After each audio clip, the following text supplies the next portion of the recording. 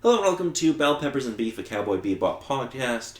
This week we're talking about Section 11, Toys in the Attic. I'm Paul. And I'm Justin. And Dave. Alrighty, Dave, what happened in this episode? Well, long and short of things is, there's a strange, gooey type thing on the ship, and it bites some of the guys, and everybody dies, pretty much. Okay, well that's going way too far into the episode. No, well, I mean, okay, so... But that's the premise. Yeah, that's the basic premise. So nobody actually dies. They just get, paralyzed or whatever. Is it really what happened?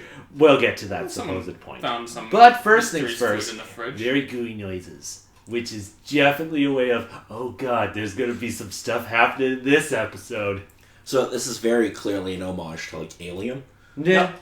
And I really love the opening where it's all, in red, and you just see these webs, and there's something, crawling through, and it's super creepy. With those absolutely lovely gooey sounds. It's great. Oddly enough as well, it's also important to note, this is probably the only real episode where all the characters on the Bebop interact with each other. Like gasp. At once. That's interesting.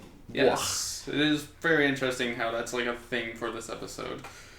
So basically there's this goo wannabe symbiote from Spider-Man going around biting people. Yeah. Sure. And what's his name? Spike. Spike is basically the last one standing, and he has to deal with this. Yeah. Because the others get bit throughout the episode. Yeah. Okay, I have issues with this episode.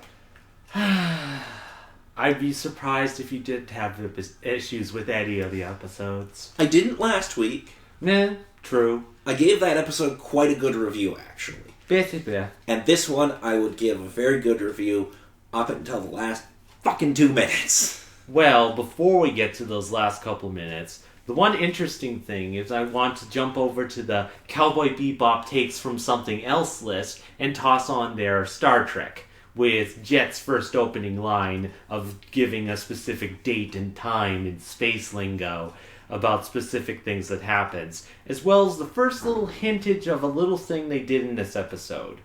Like with the jumping cuts that they did in the last episode, they decide to teach us a couple of lessons from each one of the members on the Bebop. Yeah, starting with kind of format for this episode. Starting with Jet's lesson, learn. Just learn everything from your experiences. Where Jet learned, never to flipping gamble with Faye. Especially not in strip poker, man. I mean, jeez. Things to learn. Alrighty. So, Jet gets bit, then Faye gets bit. Then there's a really great moment where Ian gets angry at this little symbiote thing, and it's pretty funny. Yeah. Because he just starts growling at it. Oh, yeah. So, normally, the animation in the show is really, really good. Yeah. There is, however, one shot that bothered me. Okay. I don't have the timestamp exactly, but basically, there's a shot that's from behind Faye, and I forget what you're looking at exactly, but it looks really pixely. It's not sharp like most of the show is. Right.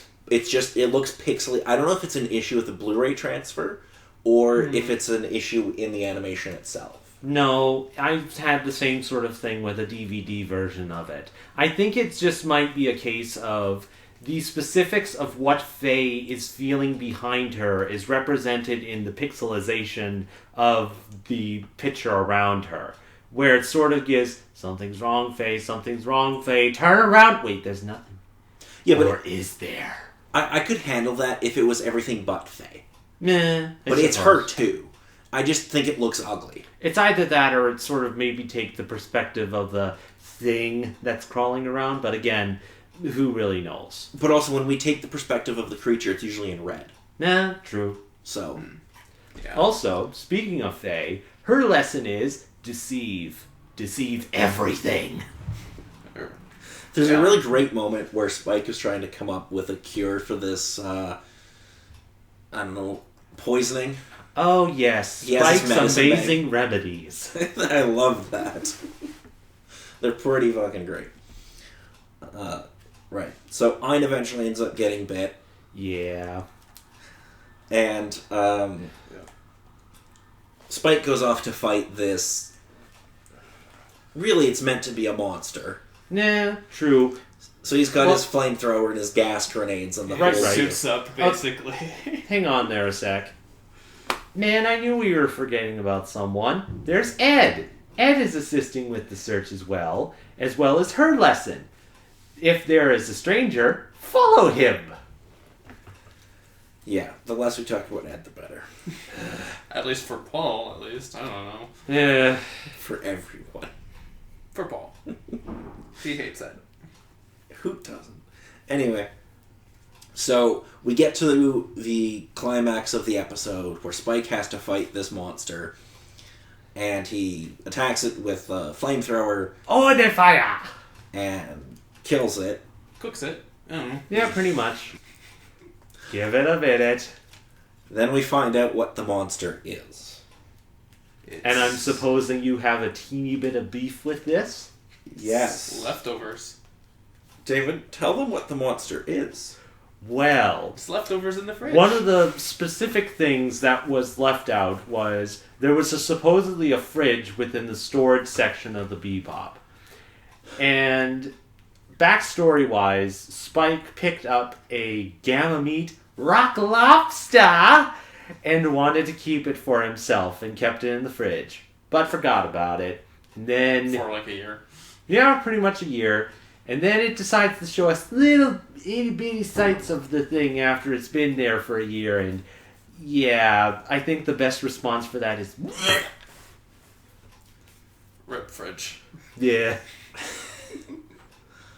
Okay.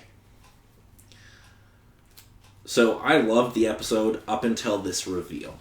I have notes that go, it better not be rotten food. Ed just ate the damn thing. God damn it, it's rotten food. God damn it, God damn it, God damn it, Cowboy Bebop. And you hope Edward dies of the rotten food. Well, yes. Seriously? It's a lobster. Rock lobster. It's a lobster. Yeah, it's a rock lobster. They spent this entire episode building it up as like a suspenseful thing about what's trying to kill them and all of this, and it's a fucking rotten lobster. Are you honestly thinking that this was supposed to be a completely serious episode? That's totally the tone they set from like minute one. Yeah. They're playing this as Alien. You were played, sir. Yeah, but okay, so I wasn't played in a way that's good. Mm. This is dumb. More so. I don't see how you can defend this decision. It's just stupid. The bland sense of humor. But anywho. But it's not funny. That's the problem. Like, if the joke was funny, I would go with it. But I don't think the joke's funny. So, the two particular points is firstly, Ed saves the day by eating the monster in the end, and it was awesome because Ed actually did something. Ed was half asleep and ate something. That does not constitute doing something. Well, they don't have to worry about the monster anymore. There was no fucking monster. It was a fucking lobster. And of course, the final lesson from Spike that he decides to teach us. Never leave things in the fridge. Oh, God. Alrighty. But anywho's, aside from the traditional ending logo of seeing you later, it decides to finish up with the end. So, yeah, everybody dies. The end, ladies and gentlemen. This has been Bell Peppers and Beef, a Cowboy Bebop podcast. See you, Space Cowboy. Justin, do you have anything to add? Honestly, this is still a good episode on its own. It's... The comedic humor on this is probably... I found it to be entertaining, for the most part. I love this episode. Alrighty. David? Nah, on the whole, in my case, it's just kind of a... It had some good moments to it, in my case. Nothing kind of drove me completely insane. But, yeah, I could take it or leave it for the most part. So I'm kind of in the middle of the road of things. My biggest problem is they made Alien, and then at the very end, when Sigourney Weaver goes to fight the alien, it's a fucking chihuahua. Cute. Yeah, but that movie wouldn't have been any good if it was a fucking chihuahua at the end, now would it? They're probably not in most people's eyes. This is my big problem with the episode. Anyway, Justin, what are you going to give it for a score? I'm gonna give it leftovers out of 10. Leftovers out of 10. David? That's going to be a little hard to top, but with my scale, it's definitely good. Not great, but it was good for an episode. Scale-wise, I'd probably say 6. Kind of alright, but I've got to go much higher. Okay. I'm not saying my leftovers are bad either. Mm. Leftovers can still be good. Yeah, true. So, for me, up until the last 2 minutes, or whenever they do the stupid reveal about the lobster, it's a strong 7.5. Mm. I'm really liking them doing the alien thing. Yeah. The minute they reveal that it's a fucking lobster, it drops to a 5. Mm. I think that is a stupid reveal. I don't think it's funny. I think it proves that the episode was a waste of time. Mm. Had they changed that and just made it a monster that Spike had to kill, I'd have been fine with that. Mm. But I don't think it's particularly funny or clever or anything, so it drops pretty drastically for me. Then. Any last minute thoughts, Justin? Well, That's not really a thought. David?